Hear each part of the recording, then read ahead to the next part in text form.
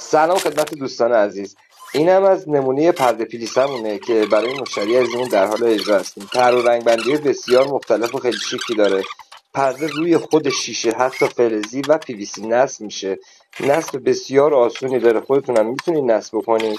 شستشوش هم به همون صورت شستشوی خیلی راحتی داره که به هر صورتی که بخواید راحت شسته میشه. بزرگترین مزیت این پرده اینه که روی خود شیشه نصب میشه و به باز و بسته شدن پنجره هیچ آسیبی نمیزنه. حالا آخر کلیپ طریقه باز و بسته شدن، باز بودن در و هیچ آسیب نزدن هم بهتون نشون میدم. از حمایتتون ممنونم. لطفا لایک و سابسکرایب هم فراموش نشه. حمایتمون کنید که کلیپ های بیشتری براتون بذارم. ممنون از حمایت شما. پرده هابی.